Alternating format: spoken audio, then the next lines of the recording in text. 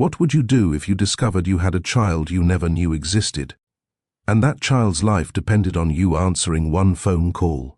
Welcome to Stories by Mr. Gideon, where we bring you the most compelling tales of love, redemption, and second chances.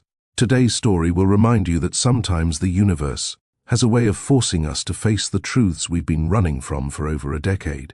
On a golden summer morning in New York City, two lives were about to collide in the most devastating and beautiful way possible. But these weren't just any two lives. They were worlds apart, separated by 13 years of silence, a river of regret, and secrets that should have been told long ago. In Harlem, on 125th Street, Ayanna Bell poured steaming coffee in her cozy apartment while her 10-year-old daughter Zola set the kitchen table. The walls around them were alive with color-vibrant paintings of jazz musicians, civil rights heroes, and family portraits that told the story of their roots. Ayanna, a talented African-American artist in her early 40s, radiated the kind of warmth that only comes from a mother who's chosen love over bitterness, even when life gave her every reason to be bitter. She laughed as Zola chatted about her upcoming art class, completely unaware that in just a few hours their safe little world would crack wide open. Meanwhile, across the East River in Midtown Manhattan, Tristan Caldwell was knotting his tie with the precision of a man who controlled everything in his life. The 38-year-old CEO stood in his high-rise apartment, surrounded by floor-to-ceiling windows that showcased a city he'd conquered. His morning routine was clockwork: sharp suit, financial news on his tablet, black coffee on the balcony overlooking the skyline. Tristan had built an empire from privilege and ambition, attending the right schools, making the right moves, climbing every ladder put before him. But what he didn't know, what he couldn't possibly know as he scrolled through his emails about stock reports and investor meetings, was that today the past he'd buried would come clawing back to the surface, gasping for air. You see, 13 years ago, Tristan and Ayanna had been different people. She was a young art student with dreams painted in every color imaginable. He was charming, generous, and utterly captivating when they met at a Soho gallery event. They shared a romance that burned bright and fast, the kind of love that feels like fate when you're young enough to believe in such things. But when Ayanna discovered she was pregnant, Tristan revealed a truth that shattered her. He was engaged to someone else, and then, like a ghost in the night, he vanished. No explanation, no goodbye, just gone. Ayanna made the brave choice to have the baby, to raise Zola alone, to build a life from the wreckage of her broken heart. She never contacted him again. She never told him about his daughter, and she convinced herself she never would. But the universe had other plans. That afternoon, Ayanna drove Zola to a routine pediatrician's appointment in Harlem. Zola had been tired lately, dizzy, unusually pale. Ayanna told herself it was stress from school, maybe not enough sleep, nothing serious. But when the doctor examined her daughter and frowned, when he said those words that make every parent's blood run cold, "Let's do some blood tests, just to be safe," Ayanna felt the ground shift beneath her feet. She waited in that sterile corridor, her hands trembling, her mind racing through every worst-case scenario. And when the doctor returned 30 minutes later with a solemn expression that said everything before he spoke, Ayanna's world collapsed. Acute anemia, dangerously low blood counts. Zola needed a blood transfusion immediately. But here's where the nightmare deepened into something almost cruelly ironic. Zola's blood type was extremely rare. She would need a transfusion from a close relative. The doctor looked at Ayanna with professional sympathy and asked the question. That would change everything. Does her father's blood type match? For 13 years, Ayanna had protected Zola from the truth about her father. For 13 years, she'd been mother and father both, building a fortress of love around her daughter so she'd never feel the absence of the man who'd abandoned them. But now, sitting in that hospital corridor with her daughter's life hanging in the balance, Ayanna faced an impossible choice. She could let her pride and her pain dictate her decision, or she could do the one thing she'd sworn she'd never do: Call Tristan Caldwell. Her hands shook as she scrolled through her phone contacts, finding that name she had kept buried like a splinter she couldn't quite remove. Tristan Caldwell. Every instinct screamed at her not to dial. How dare she have to beg this man for help? How dare he get to be the hero after being the villain for over a decade? But when she looked through the small window at Zola lying pale and weak, on that hospital gurney, maternal love overpowered every other emotion. She pressed call. The line rang once, twice, and then, "Hello?" His voice was calm, professional, utterly unsuspecting. He was at his desk, probably preparing for some meeting about quarterly profits or market shares, completely unaware that his entire existence was about to pivot on this single conversation. Tristan, it's me, Ayana." Her voice trembled, barely above a whisper. There was a pause. You could almost hear his brain scrambling to place the name, to reconcile the voice from his past with his present reality. Ayana? As in Ayana Bell? I didn't expect to hear from you." And then she said the words that would haunt him forever. "Tristan, it's urgent. Zola, your daughter. She's in the hospital. She needs a blood transfusion. You're her only match." Silence. The kind of silence that stretches and bends and breaks something fundamental in the air. Tristan's hand froze on his mouse, his face drained of color. In those few seconds, 13 years of carefully constructed denial came crashing down like a house of cards in a hurricane. He had a daughter who was dying, a daughter whose name was Zola. What?" he whispered. "Ayana, what are you saying?" "She's our daughter. She needs you." Ayana's voice broke as tears streamed down her face. Behind her, through the privacy curtain, she could see Zola's small form on the gurney, so pale, so fragile, so utterly dependent on the man who'd once proven himself utterly undependable. And here's what you need to understand about this moment. Tristan Caldwell could have made 1,000 excuses. He could have demanded proof, questioned paternity, protected himself legally and emotionally. He could have done what he'd done 13 years ago, disappear. But something in Ayana's voice, something in the weight of that revelation, cut through every defense mechanism he'd ever built. Memories flooded him. Ayana's kind smile, the gentle way she talked about her art, and, underneath it all, the guilt he'd carried like a stone in his chest for 13 years. The guilt he'd tried to bury under success and status, and the illusion of control. "I'm coming," he said, his voice firm but shaking. "I'm on my way." As Tristan grabbed his keys and rushed out of his office, leaving confused colleagues in his wake, and as Ayana gently stroked Zola's hair and whispered that Daddy was coming to help, neither of them could possibly know that this was just the beginning. This wasn't just about saving a life, though that was urgent enough. This was about two people confronting the choices they'd made, the love they'd lost, and the family they never knew they could still become. This was about blood and betrayal and the terrifying possibility of forgiveness. But here's what I want you to think about. When Tristan walked through those hospital doors and came face to face with the woman he had abandoned and the daughter he never knew existed, would a simple blood donation be enough to wash away 13 years of absence? Can one heroic act erase a lifetime of regret? And, more importantly, should it?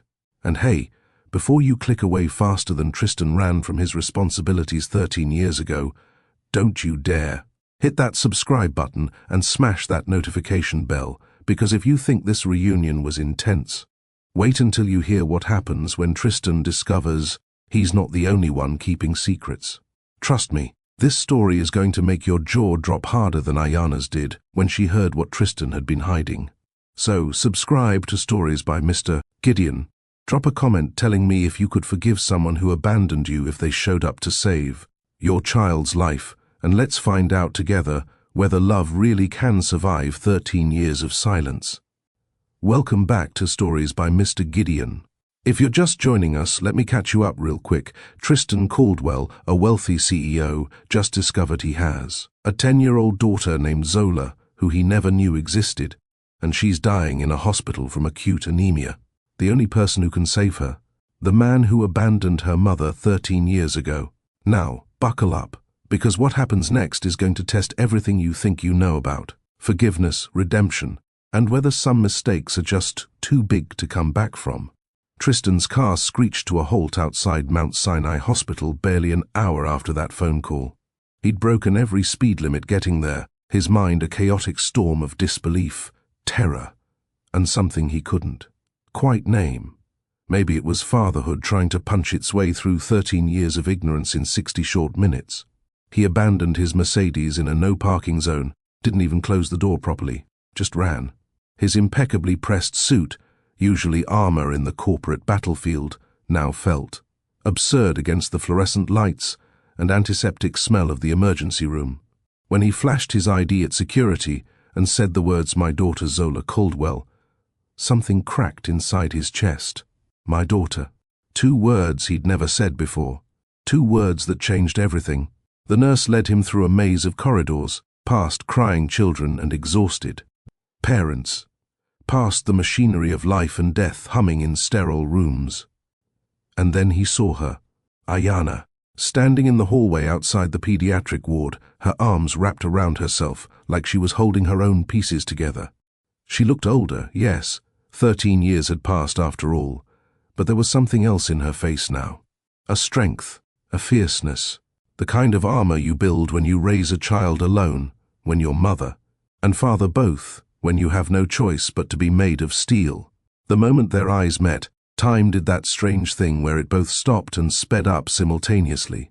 13 years of silence compressed into a single breath. 13 years of hurt, anger, and what-ifs hanging in the air between them like smoke. "Tristan," Ayana said quietly, her voice shaking despite her best efforts to sound steady. "You're here." It was barely above a whisper, like she couldn't quite believe he'd actually come. Like some part of her expected him to disappear again like he always did. But here's the thing about crisis. It strips away all the rehearsed conversations, all the things you planned to say if you ever saw that person again. Tristan stepped closer, his eyes searching her face for something. Forgiveness, maybe, or just permission to exist in this moment. "Where is she?" he asked, and his voice cracked on that last word in a way that surprised them both. Ayana gestured toward the room behind her, and when Tristan looked through the small window, he saw her. Zola, his daughter. She was so small against those white hospital sheets, her brown skin ashen, her eyes closed, and force snaking into her tiny arm. She had Ayana's features, those same warm brown eyes when they fluttered open, that same stubborn set to her jaw. But there was something of him there too, something in the shape of her face that made his throat tighten with recognition and regret. This was his child, this person who existed in the world, who had been breathing and laughing and growing for 10 whole years while he lived his life completely unaware.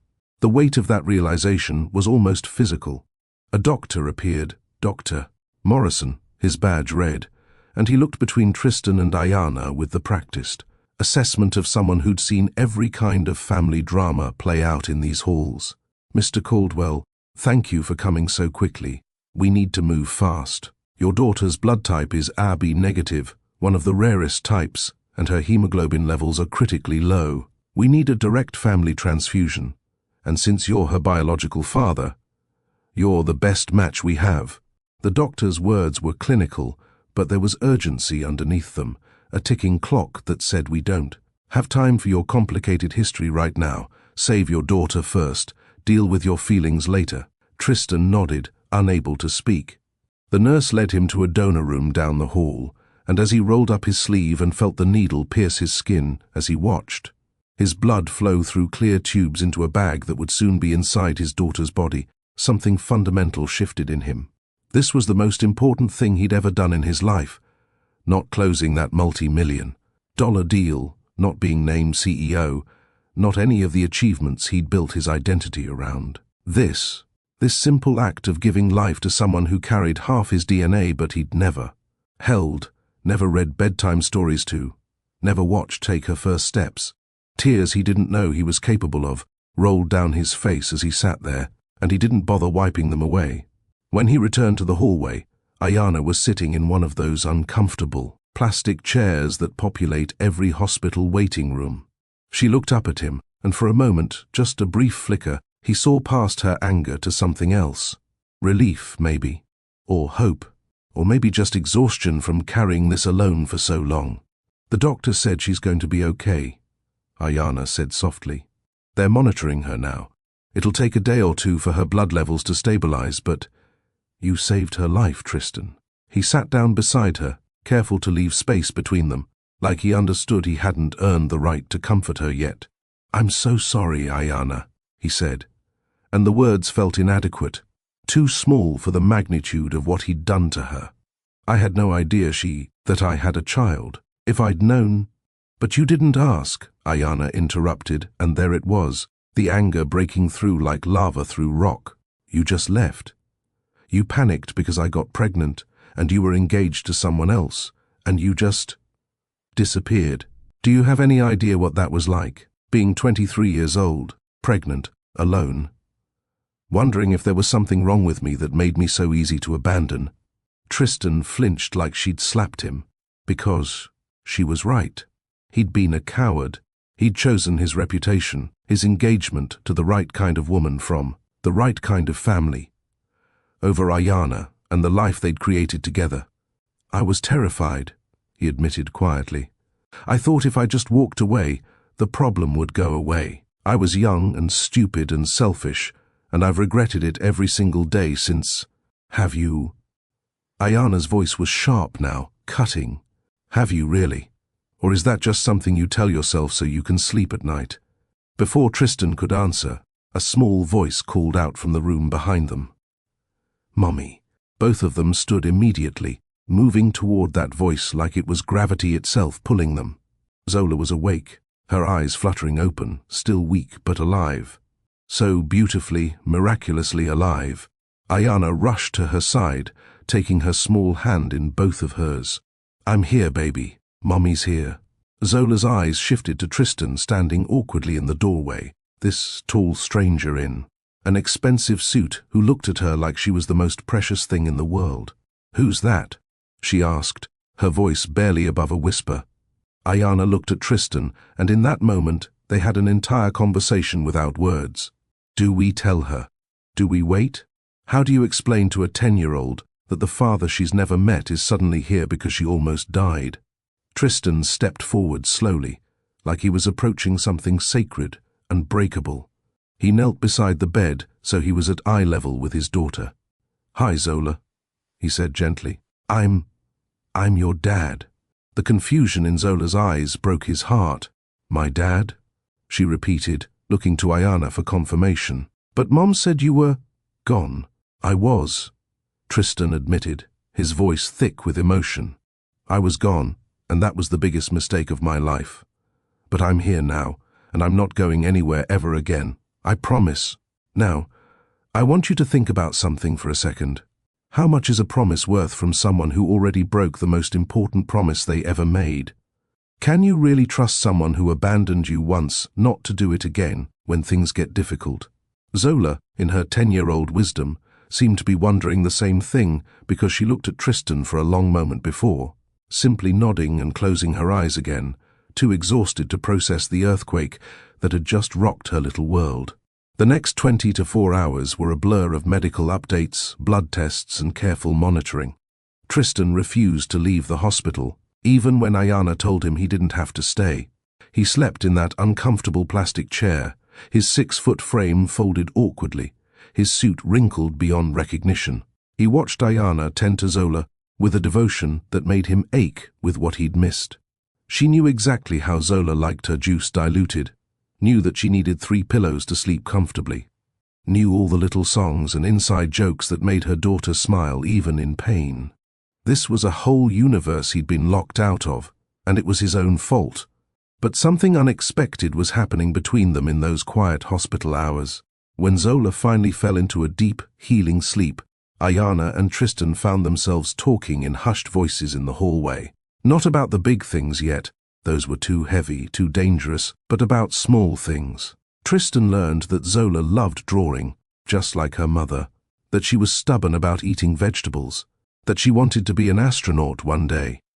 Ayana learned that Tristan still took his coffee black, that he'd been thinking about her more often than he cared to admit over the years, that he'd drive past their old gallery in Soho sometimes, hoping to catch a glimpse of her at an opening, even though he'd been too much of a coward to actually go inside.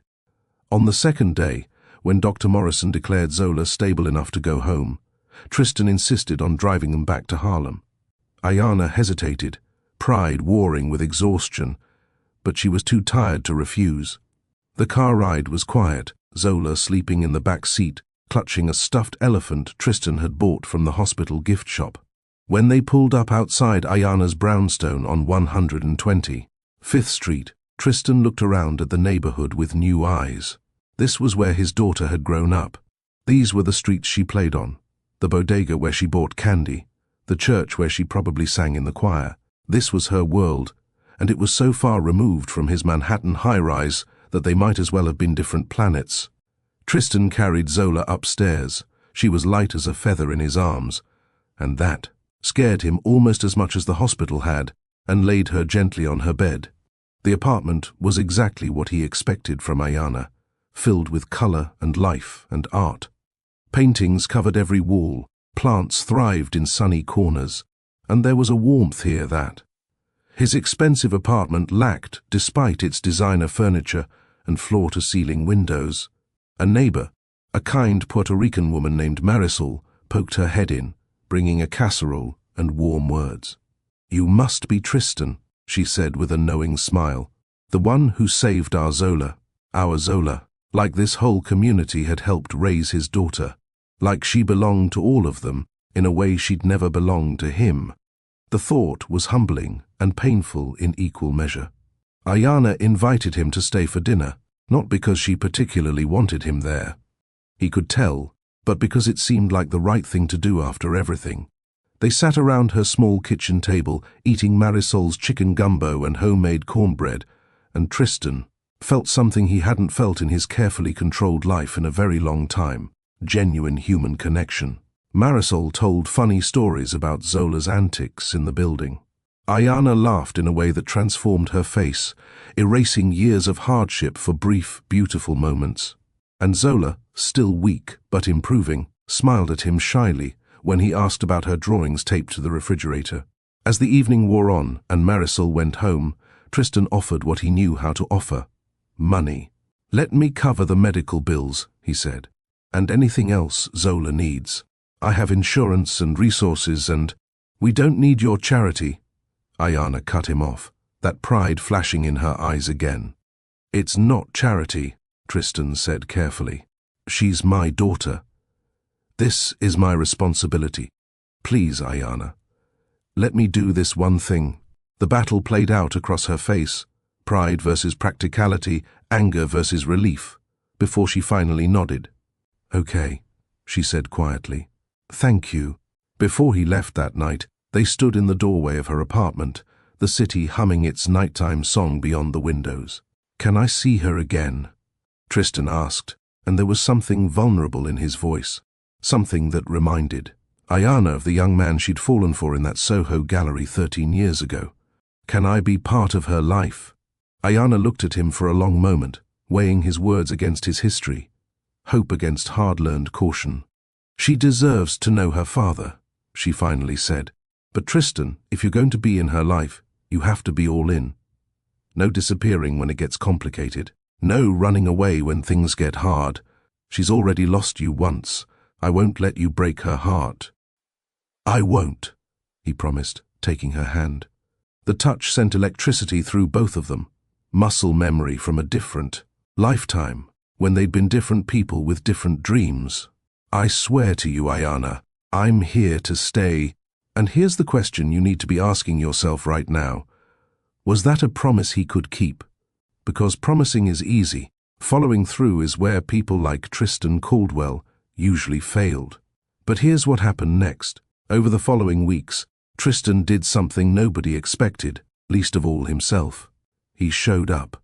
He came to Zola's school play and cheered louder than any other parent when she played Tree Number 3 in the class production. He took them to an art gallery opening in Manhattan, watching Ayana's face light up as she discussed brushwork and composition with other artists, seeing her in her element and remembering why he'd fallen for her in the first place.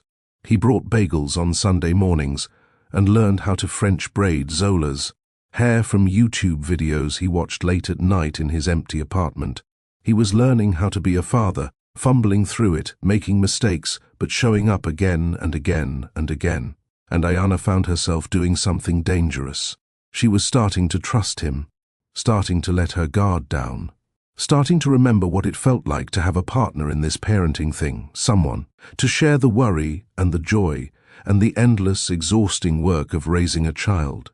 She caught herself laughing at his jokes, caught herself looking forward to his visits, caught herself wondering, what if? But trust, once broken, is like a bone that heals crooked. You can walk on it again, but there's always that ache when the weather changes, that reminder of the original injury. Tristan invited them to things from his world too, a jazz concert downtown, Sunday, brunch at his country club, a sail on his friend's yacht in the harbor.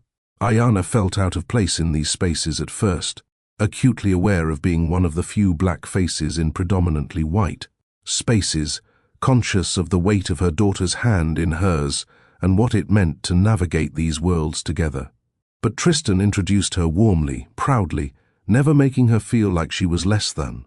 His college friends welcomed her with genuine interest, asking about her art, and she found herself relaxing, laughing, even trying her hand at golf, which went hilariously wrong when she missed the ball entirely on her first swing. Everyone laughed, including her, including Tristan, and in that moment, surrounded by people from his world, she thought, maybe, just maybe, they could bridge the gap between their two lives. Tristan came to Sunday service at Ayana's church in Harlem, sitting uncomfortably in the pew. At first, this agnostic businessman surrounded by gospel music and enthusiastic worship, but something about the warmth of that community, the way Ayana's aunt led the praise team with such joy, the way everyone hugged him afterward like he belonged there, it moved something in him. He found himself praying for the first time in decades, thanking whatever force in the universe had given him this second chance, this opportunity to be the man he should have been 13 years ago. Ayana took him to meet her mother and siblings at a family dinner, and he faced their questions and skepticism with humility, never making excuses, owning his mistakes, promising to do better. Ayana's mother, a formidable woman who'd helped raise Zola, looked him up and down and said, "My daughter and granddaughter don't need a part-time father. If you're going to be here, be here." And Tristan looked her in the eye and said, "Yes, ma'am. I understand." Tristan brought them to meet his parents on Long Island, wealthy, traditional, people who lived in a house so big Zola got lost looking for the bathroom. Ayana braced herself for judgment, for that subtle racism that lives in polite smiles and backhanded compliments. But Tristan's mother surprised her, pulling her aside after dinner and saying quietly, "I'm glad he found you again. I always wondered about the woman who made my son so sad all those years ago. He loved you, you know. He just wasn't brave enough to choose you." It wasn't an apology for their son's actions, but it was an acknowledgement, and Ayana found herself grateful for that small grace. Through all of this, Zola blossomed. Having a father transformed something in her. She was more confident, more secure, more willing to take risks. She tried out for the school baseball team and hit a home run in her first game. And Tristan was there in the stands, screaming himself hoarse with pride. When she brought home a painting she'd done of their family, all three of them together, under a bright yellow sun, Ayana had to excuse herself to the bathroom to cry. 3 months in, Ayana realized something terrifying. She was falling in love with Tristan Caldwell, again. Or maybe she'd never stopped loving him, had just buried it under layers of hurt and survival. She caught herself watching him with Zola, the way he was so patient when helping with homework, the way he made silly voices when reading bedtime stories, the way he looked at their daughter like she was the most magical thing in the world. This was the man she'd always hoped he could be. This was the father Zola deserved. This was the partner she'd dreamed of. But there's something you need to understand about happiness. Sometimes it's loudest just before everything falls apart. Because on a Tuesday evening in October, as they walked through Riverside Park after dinner, Tristan suddenly got quiet. Ayana knew that silence. It was the silence of a man carrying something heavy, something he didn't want to say but knew he had to. "Ayana," he said, stopping on the path, the city lights reflecting off the Hudson River behind them. "There's something I need to tell you," and right there, Ayana's stomach dropped. Because that phrase, "there's something I need to tell you," never preceded good news, never preceded anything but disaster. "I got married," Tristan said, the words tumbling out fast like he was ripping off a bandage. "Last summer. Before I knew about Zola. I'm still technically married." The world tilted. Ayana actually stumbled, grabbing a bench for support. "You're..." "What?" "We're getting an annulment," Tristan rushed to explain, his hands reaching for her. But she stepped back, putting distance between them, like his touch might burn. "It was a mistake. I realized it was a mistake almost immediately. I never loved her the way I love you. When you called about Zola, when I saw you again, I knew I had to end it. The paperwork is already filed. But I needed to tell you because I can't start over with you with lies between us." Ayana felt like she was underwater, everything muffled and slow and wrong. "You're married," she repeated, and the laugh that came out of her was sharp and broken. "This whole time, you've been coming to my home, bonding with my daughter, making me think..." She couldn't finish the sentence, couldn't articulate the betrayal, the way history was repeating itself in the cruelest way possible. "It's not like that," Tristan insisted, desperation creeping into his voice. "I married her before I knew about you and Zola. And the moment I saw you again, the moment I met our daughter, I knew I'd made a terrible mistake. I'm trying to make it right. The annulment will be finalized in a few weeks." "You led a double life," Ayana whispered, tears streaming down her face now. "Just like before. You always have someone else, don't you? 13 years ago it was a fiancée, now it's a wife. When will it be my turn, Tristan? When will I be enough?" "You are enough," Tristan said, his own tears falling now. "You're everything. I was lost and I made another mistake, but I'm choosing you now. I'm choosing us. I love you, Ayana. I love our daughter. This is what I want." But Ayana was shaking her head, backing away like he was dangerous, like he was something toxic she needed to escape. "You don't get to do this," she said, her voice breaking. "You don't get to come into our lives, make us need you, make us trust you, and then tell me you've been lying this whole time." "I wasn't lying," Tristan protested.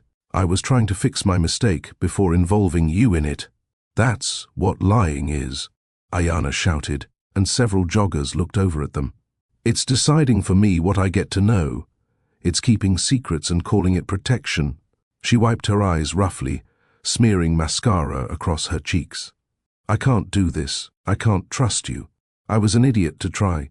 She turned and walked away, leaving Tristan standing alone on that path, watching the woman he loved disappear into the October darkness, just like he'd once disappeared on her. And this time, he was the one left behind with a shattered heart, wondering if some mistakes were just too big to come back from, wondering if he'd just destroyed the best thing in his life for the second time. What Tristan didn't know, what he couldn't possibly know as he stood there in the park with his perfect life crumbling around him, was that Ayana's heart was breaking just as badly as his, because she wanted to forgive him. Some part of her, the part that still loved him despite everything, wanted to believe in second chances and redemption and happily ever afters. But how many times could one person forgive the same mistake before they became complicit in their own heartbreak? That night, Tristan didn't sleep. He paced his apartment, replaying every moment, every choice that had led him here. He'd spent 13 years regretting leaving Ayana. Then he'd spent months building something beautiful with her and Zola. And now, in one conversation, he'd destroyed it all again. He thought about calling her, texting her, showing up at her door. But what right did he have? What could he possibly say that would make this better? By morning, he knew what he had to do. Not a grand gesture. Those were for movies and romance novels, not for real life where trust was built in small moments and consistent actions. No, What he needed to do was show her, in every way he could, that he meant what he said, that he was choosing her, that he would never stop choosing her. He showed up at her door at 7 a.m. with fresh muffins from the bakery she loved and a small bouquet of sunflowers, Zola's favorites. When Ayana opened the door, her eyes swollen from crying, she looked at him with such pain that it physically hurt him to see. "Please," he said simply, "just let me say this, and then if you want me to leave, I'll leave." Ayana stood aside, letting him in but keeping her distance. Zola appeared in her pajamas, smiling at the sight of him before picking up on the tension and retreating to her room. They sat on opposite ends of her couch, a gulf of broken trust between them. "I've made a lot of mistakes in my life," Tristan began, his voice steady despite the fear coursing through him. "But the biggest one was leaving you 13 years ago. The second biggest was marrying someone I didn't love because I was too afraid to face what I'd lost. I thought if I just kept moving forward, kept building this perfect life on paper, I could outrun my regrets, but I couldn't. Every day, I thought about you. Every time I walked past that gallery, I wondered where you were, how you were, if you ever thought about me." He took a shaky breath. "When you called about Zola, something inside me broke open. I realized I'd been living half a life, playing a part, going through the motions. Being with you and Zola these past months has been the first time I've felt truly alive in 13 years. And yes, I should have told you about my marriage immediately. I was wrong to keep that from you. I was trying to fix it before, dragging you into my mess, but I see now that was just another form of running away. I'm done running, Ayana. I filed for annulment the week after I met Zola.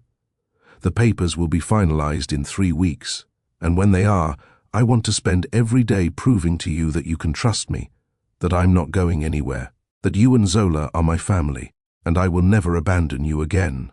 Ayana was crying silently, tears tracking down her face. "I want to believe you," she whispered. "But I'm so scared, Tristan. I let you back in. I let Zola love you, and if you leave again—" "I won't," he said fiercely. "I swear to you on everything I have, on everything I am, I won't. I know I've broken promises before. I know words are cheap, so let me show you. Give me a chance to prove it with actions. Let me be there for Zola's next baseball game. Let me keep showing up for dinner. Let me be the father she deserves and the partner you deserve. And if I ever give you reason to doubt me, you can cut me out of your lives forever. I'll respect whatever you decide." Ayana looked at him for what felt like an eternity, weighing his words against his history, hope against self-preservation. Finally, she reached out and touched his hand. "I forgive you," she said softly. "But Tristan, I'm hurt. This won't just disappear overnight. Trust isn't something you can give back easily once it's broken." "I know," he said, squeezing her hand gently. "I'll wait as long as it takes." They sat there for a while in silence, not quite together but not quite apart either, two people, trying to navigate the complicated terrain between past wounds and future possibilities.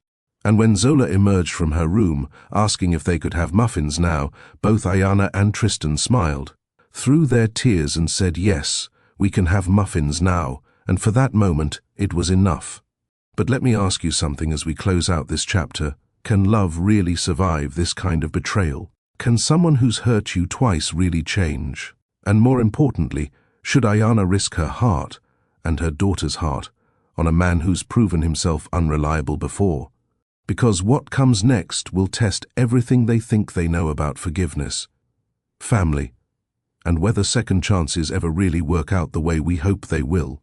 Stay tuned, where everything comes to a head and Ayana has to make the most important decision of her life. Will she choose safety or risk everything for love? You'll have to stick around to find out.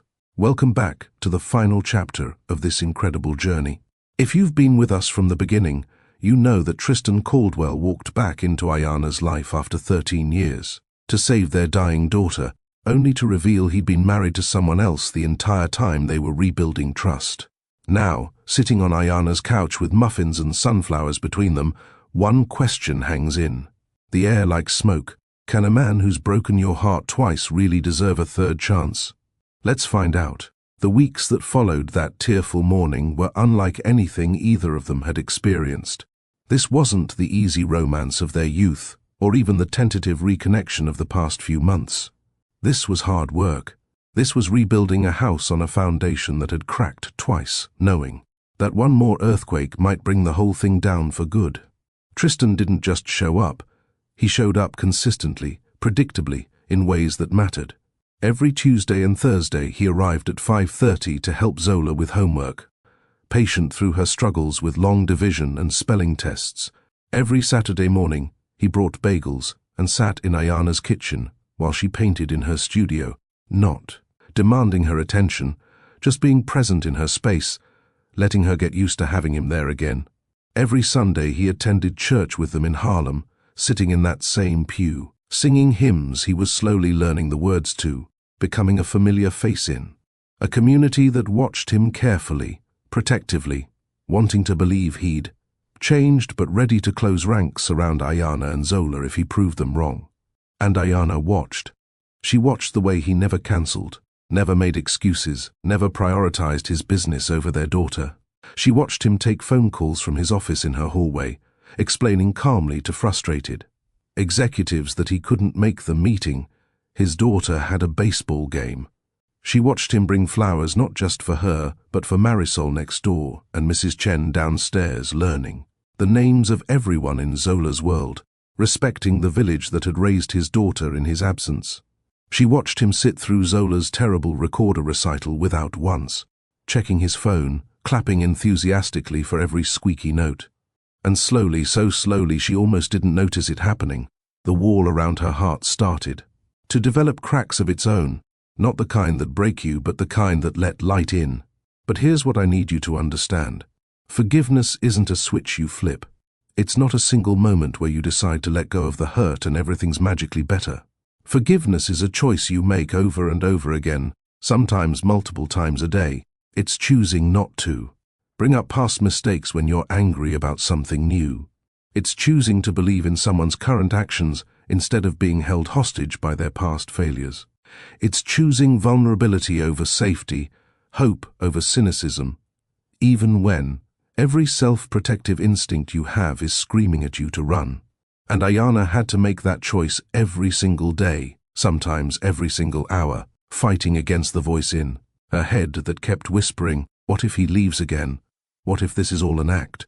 What if you're being a fool?" 3 weeks after that confrontation on her couch, Tristan's annulment papers came through.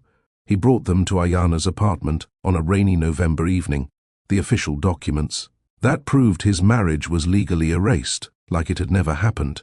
He handed them to her without ceremony, just placed them on her kitchen table and said, "I'm free now, completely free, and if you'll have me, I'm yours. No more secrets, no more divided loyalties, just us." Ayana read through the documents carefully, her artist's fingers tracing the legal jargon that officially ended Tristan's ill-conceived marriage. When she looked up at him, her eyes were bright with unshed tears. "I need time," she said softly. "I believe you're trying, Tristan. I see you showing up. But my heart, it's still healing. It needs more time." And do you know what Tristan did? He didn't push, didn't try to convince her or rush her or make grand declarations about how he'd already waited 13 years, what was a little longer. He just nodded and said, "Take all the time you need. I'm not going anywhere." Because that's what growth looks like. Not in the dramatic gestures, but in the quiet acceptance of someone else's boundaries, in the patient willingness to earn back trust at whatever pace it needs to be earned. Winter settled over New York City, and with it came a new kind of normal. Tristan wasn't just Zola's father now. He was part of the fabric of their lives in ways that felt both strange and natural. He learned that Ayana liked her morning coffee with 2 sugars and a splash of oat milk, that she got quiet when she was working through a difficult emotion, needed space rather than pressing, that she had a tell when she was about to cry. She'd bite her lower lip and look away quickly, trying to hold it together. He learned that Zola was scared of thunderstorms and loved knock-knock jokes and wanted a puppy more than anything in the world. He learned the rhythms of their household, the unspoken routines and inside jokes and the way they communicated in half sentences that only made sense to people who truly knew each other. And Ayana learned new things about Tristan too. She learned that underneath the CEO veneer was someone who'd been desperately lonely for years, going through the motions of a life that looked perfect on paper but felt empty in practice.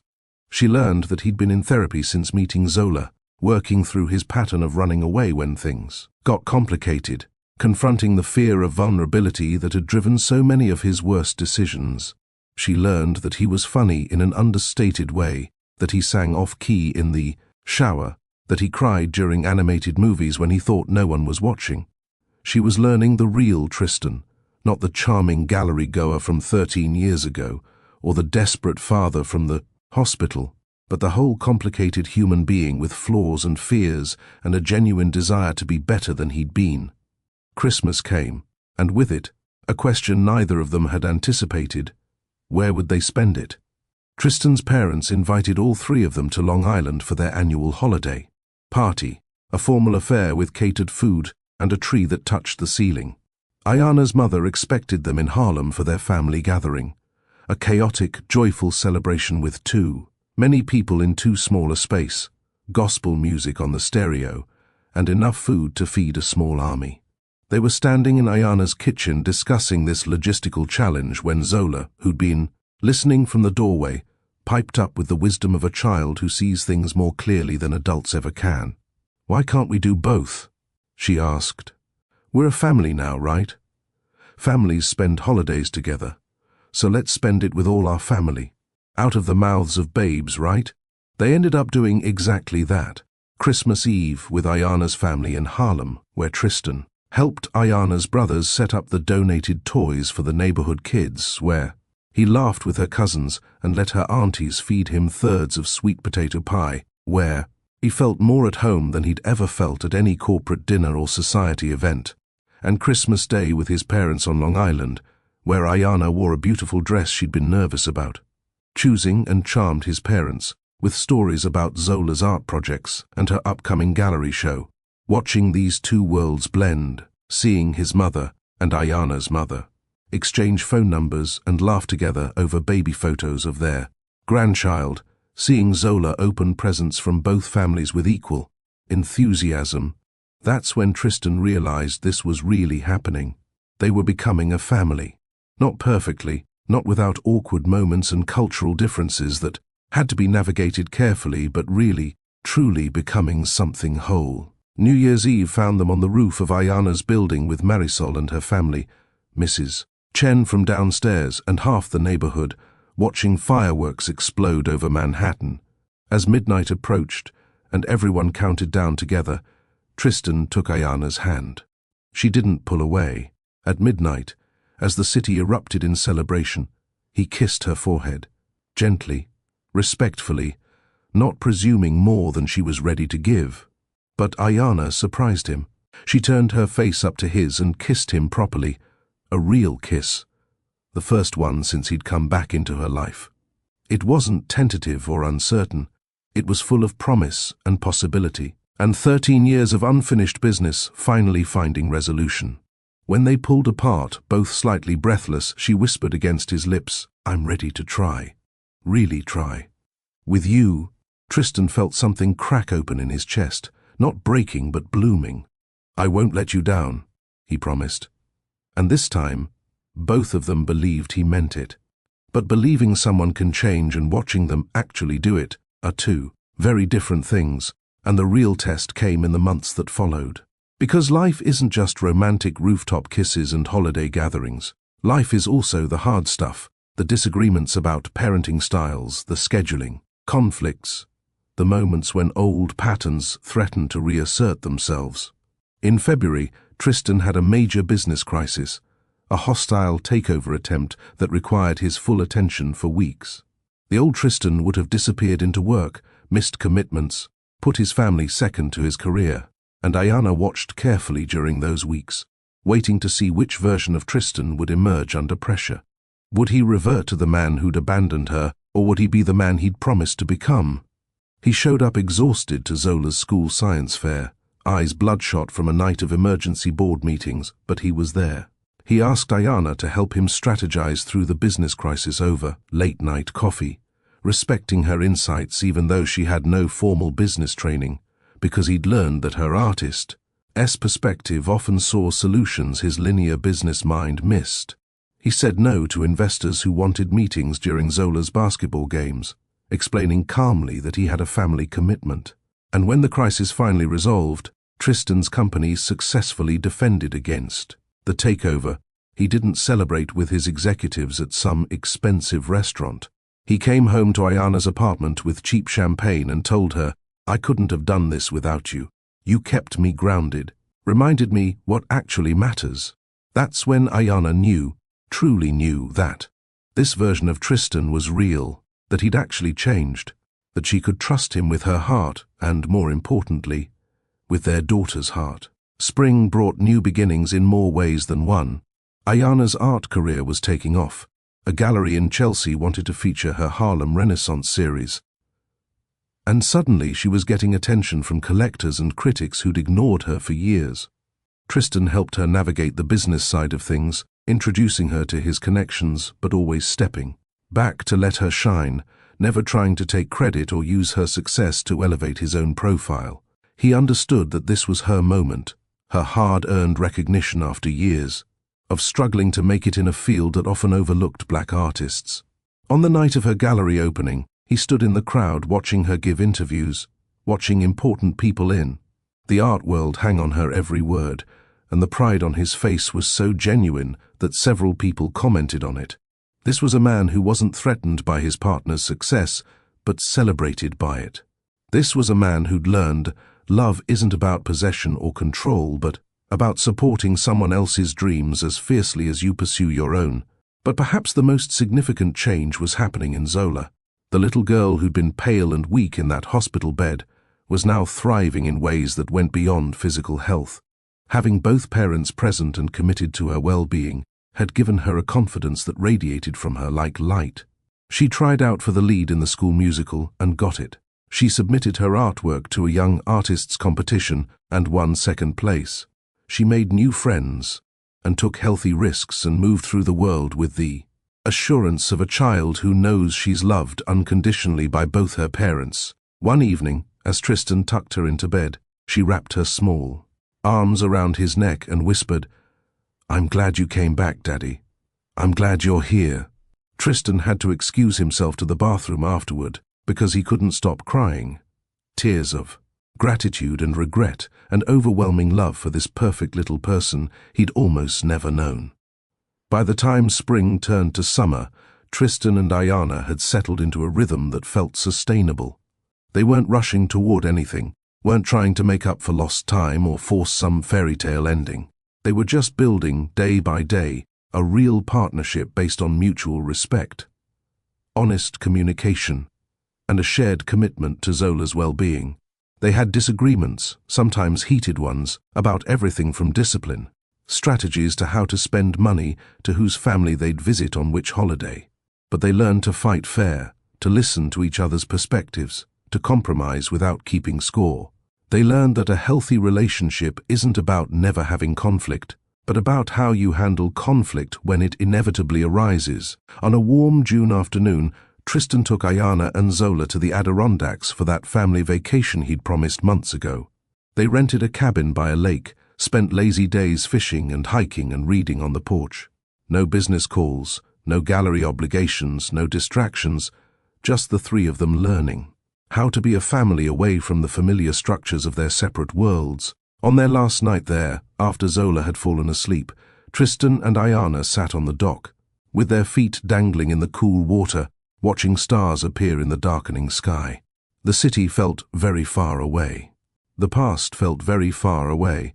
It was just them, and this moment, and the future stretching out ahead of them, like that vast star-filled sky. "I want to marry you," Tristan said quietly, not as a proposal but as a statement of fact. "Not because I think we need a piece of paper to make this real, not because I'm trying to rush you or prove something to everyone watching us, but because I want to stand up in front of our families and our communities and make vows to you that I'll actually keep this time. Because I want Zola to see what healthy commitment looks like. because I want to spend the rest of my life choosing you every single day. But I'll wait as long as you need. Years, if that's what it takes. I'm not going anywhere." Ayana was quiet for a long moment, her eyes still on the stars.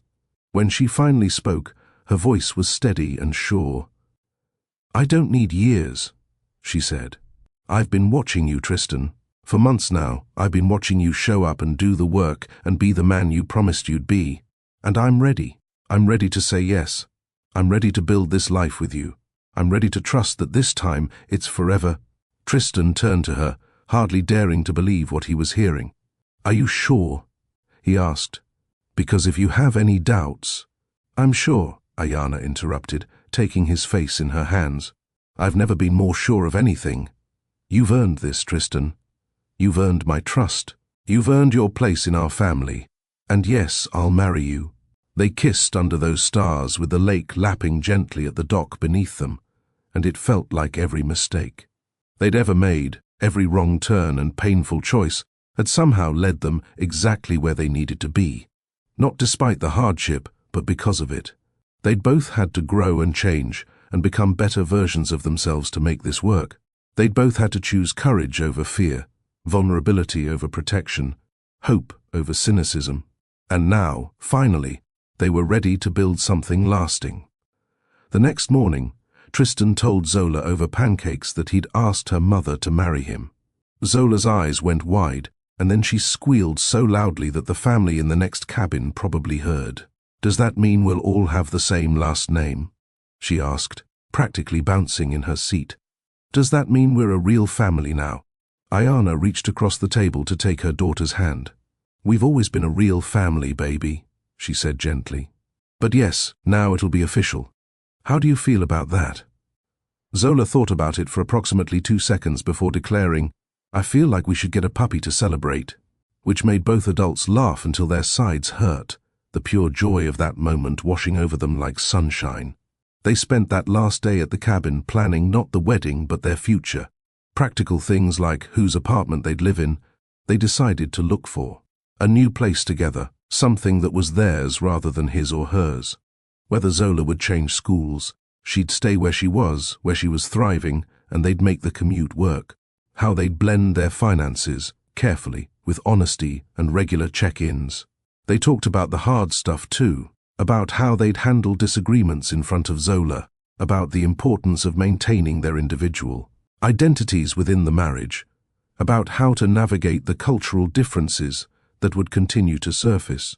These weren't romantic conversations, but they were necessary ones. They were building a foundation strong enough to support whatever storms might come. When they returned to the city, they told their families. Ayana's mother cried happy tears and immediately started planning, declaring that the wedding would be in their church in Harlem, with reception at the community center. Tristan's parents were more reserved but genuinely pleased, his mother hugging Ayana tightly and whispering, "Thank you for giving him another chance. Thank you for making him whole." They decided on a small ceremony, just close family and friends, for October, when the leaves would be at their peak color. Nothing too fancy, nothing designed to impress. Just a meaningful celebration of two people who'd found their way back to each other against all odds. The months leading up to the wedding were busy but joyful. Ayana designed her own dress with the help of a seamstress in her neighborhood, a stunning creation that blended traditional African prints with modern elegance. Zola got measured for a flower girl dress and took her role very seriously, practicing, walking slowly and scattering petals with the gravitas of someone performing surgery. Tristan worked with his best friend to plan a ceremony that honored both families' traditions, gospel music and classical music, readings from Maya Angelou and Walt Whitman, a unity candle ceremony and a jumping the broom tradition. They wrote their own vows, staying up late at Ayana's kitchen table with notebooks and crossed-out lines, trying to capture in words what they'd learned about love and second chances and the courage it takes to truly commit. But the most important work happened in the quiet moments between the planning. It happened when Tristan held Ayana after she had a panic attack about what if this was a mistake, patiently talking her through her fears without taking them personally, reminding her that fear was normal and didn't mean they were making the wrong choice. It happened when Ayana helped Tristan navigate a difficult conversation with his ex-wife, who'd reached out wanting closure, supporting him through that awkward coffee meeting without jealousy or insecurity. It happened when they argued about something stupid, whose turn it was to do dishes, and then apologized quickly, both having learned that pride wasn't worth damaging what they'd built. It happened in the way they parented Zola together, presenting a united front, backing each other up, showing their daughter what healthy partnership actually looked like. October arrived painted in gold and crimson, and with it came the wedding. They'd chosen a beautiful venue upstate, a converted barn surrounded by trees that looked like they were on fire with autumn color. As guests arrived, Ayana's extended family from Harlem, Tristan's business, associates and college friends, Marisol and Mrs. Chen, and the whole neighborhood crew who'd helped raise Zola, Tristan's parents.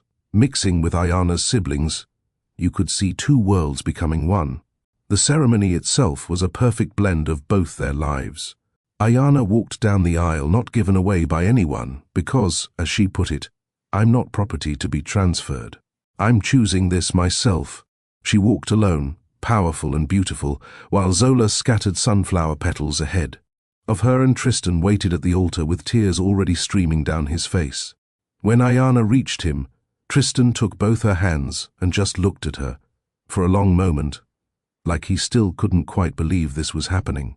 The officiant, a friend of Ayana's family who was also a minister, began, with words about redemption and second chances, about how love isn't always finding the perfect person, but sometimes it's finding an imperfect person and building something beautiful together.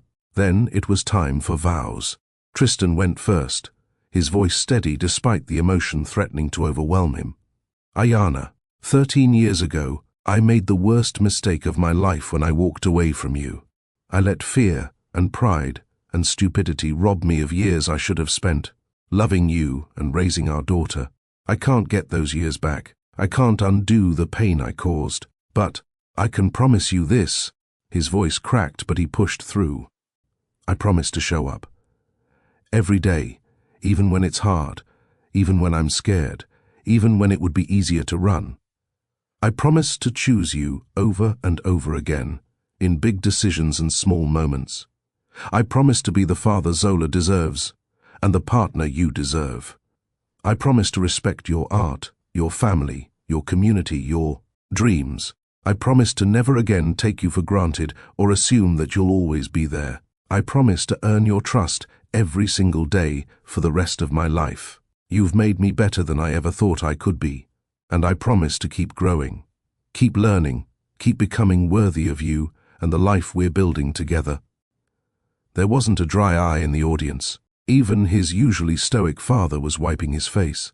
Then Ayana spoke, her voice clear and strong despite the tears on her cheeks. "Tristan, you broke my heart. You left me alone and pregnant and scared, and I won't pretend that didn't happen or that those years weren't hard. But I also won't let our past define our future. You've shown me through your actions, not your words but your consistent daily actions, that people can change, that mistakes don't have to be forever.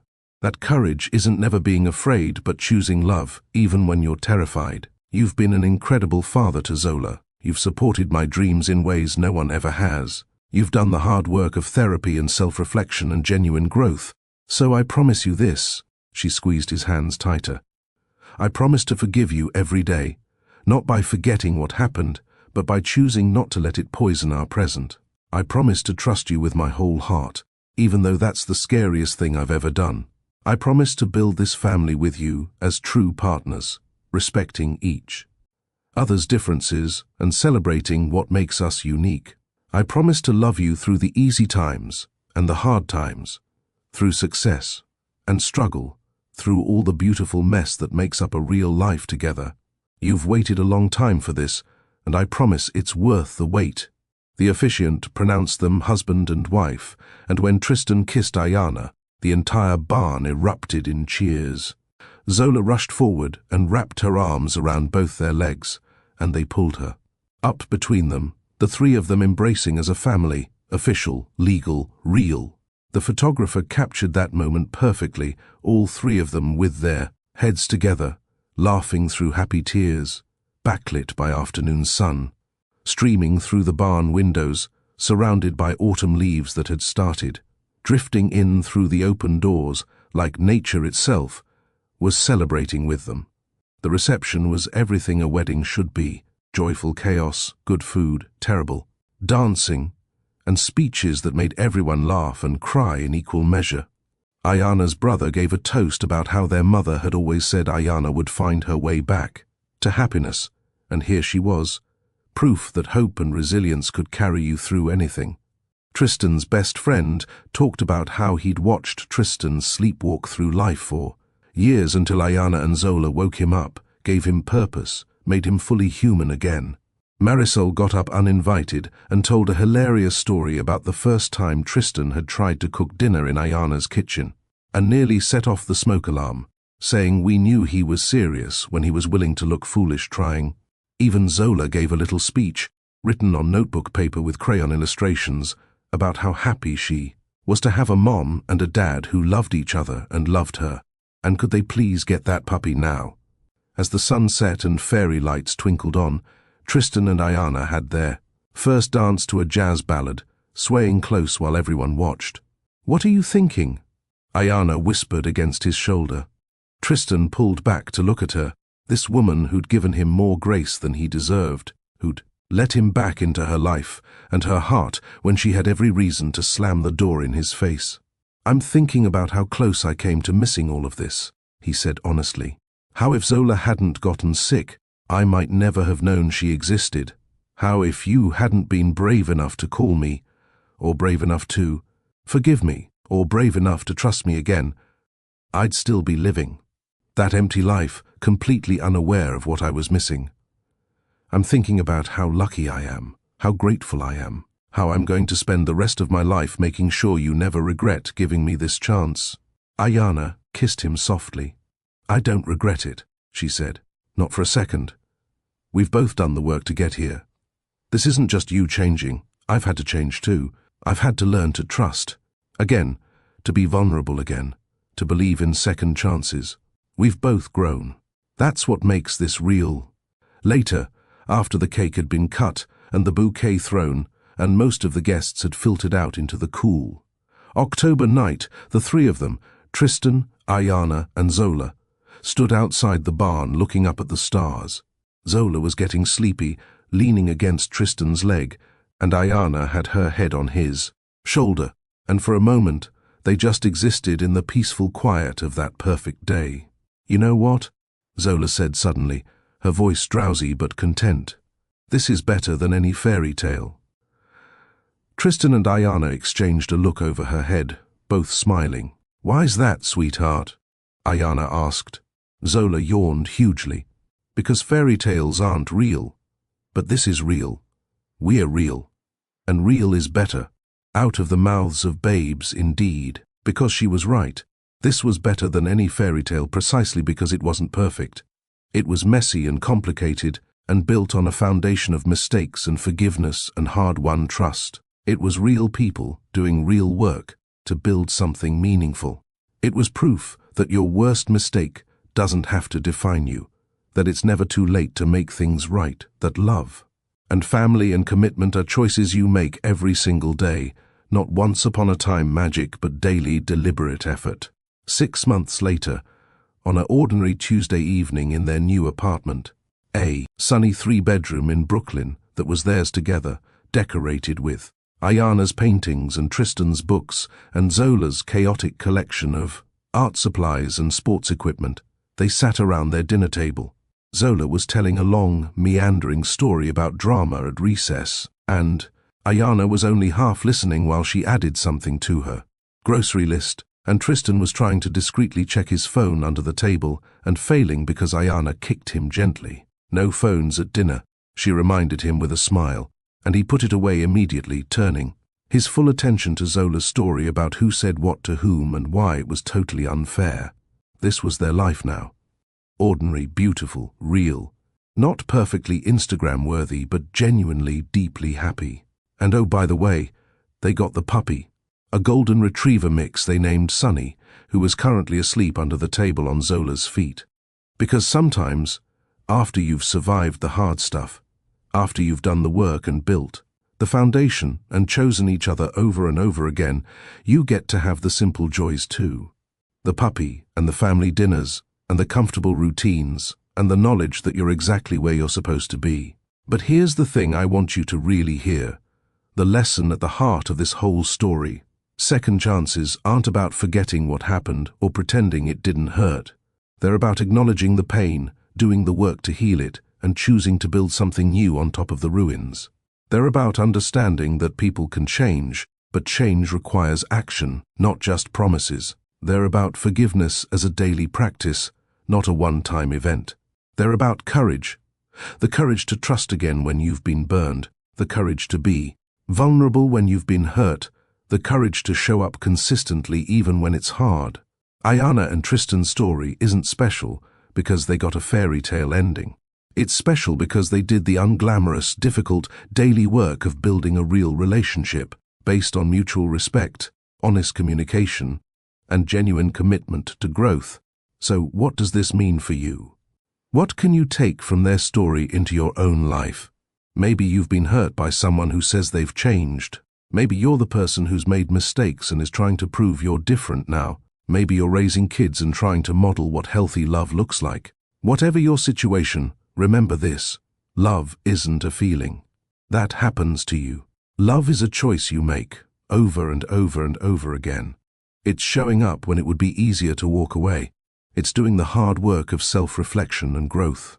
It's extending grace while also maintaining boundaries. It's believing in someone's capacity to change while also holding them accountable to their actions. It's scary and difficult and worth every single moment of discomfort. Tristan and Ayana could have let their story end in that hospital when Zola got sick, a brief, painful reunion before returning to their separate lives. They could have let it end in the park when the truth about his marriage came out. They could have let it end at any of a dozen points where it would have been easier to walk away than to stay and fight for what they were building. But they didn't. They chose the harder path, the braver path, the path that required both of them to be more honest, more vulnerable, more committed than they'd ever been before. And because they made that choice every single day, they got to experience the kind of love that transforms you, not the butterflies and romance love of early dating, but the deep, stable, committed love that weathers storms and builds futures and creates families. Their story reminds us that it's never too late to make things right, that the worst mistake of your life doesn't have to be your defining characteristic, that children are incredibly resilient when they're surrounded by love, even if that love looks different than you expected, that communities matter. Ayana's Harlem neighborhood and Tristan's business world and all the people who supported them through the hard times were just as much a part of this story as the main characters. That cultural differences can be navigated with respect and curiosity and humility. That trust, once broken, can be rebuilt, but it requires patience and consistency and time. That forgiveness is a gift you give yourself as much as the person you're forgiving. That happy endings aren't about everything being perfect, but about finding joy and meaning in the beautiful mess of real life. So here's my challenge to you, and I really want you to think about this. Is there someone in your life who deserves a second chance? Someone who's doing the work, showing up consistently, proving through actions that they've changed? Are you letting past hurt keep you from potential future happiness? Or maybe the question is reversed. Are you the one who needs to ask for a second chance? Are you actually doing the work to change? Or are you just making promises and hoping that's enough? Are you showing up consistently, or are you reverting to old patterns when things get difficult? Be honest with yourself, because second chances only work when both people are committed to doing things differently than before. And here's what I want you to do right now, before you click away from this video. First, hit that like button if this story moved you, if it made you think, if it reminded you that transformation is possible. Second, subscribe to Stories by Mr. Gideon, because we bring you these powerful tales of real human experience every single week. Stories that make you think, feel, and see the world a little differently. Third, And this is the most important part. I want you to leave a comment. Tell me about your experience with second chances. Have you given one? Have you received one? Did it work out, or did it end in heartbreak? What did you learn from it? And if you've never faced this situation, tell me what you think you'd do. Could you forgive someone like Ayana forgave Tristan, or would you walk away? I read every single comment, and I want to hear your story. Your experience matters. Your perspective matters. And who knows? Maybe your comment will help someone else who's struggling with this exact situation right now. Also, if you think someone in your life needs to hear this story, maybe someone who's struggling with forgiveness, or working on a second chance, or trying to rebuild trust after it's been broken, share this video with them. Sometimes we need to hear other people's stories to understand our own situations more clearly. Sometimes we need to see that transformation is possible before we believe we can do it ourselves. Remember, your past doesn't define your future unless you let it. Mistakes are inevitable, but they don't have to be permanent. Change is possible, but it requires work. Real, consistent, uncomfortable work. And love, the kind of love that lasts, that weathers storms, that builds families, is always worth fighting for. Thank you for joining me on this journey with Ayana, Tristan, and Zola. Their story might be over, but yours is still being written. Make it a good one. Make it brave. Make it real. And remember that sometimes the best chapter of your life comes after you thought the story was over. Until next time, this is Mr. Gideon reminding you that every ending is just a new beginning in disguise. Now go out there and write yours.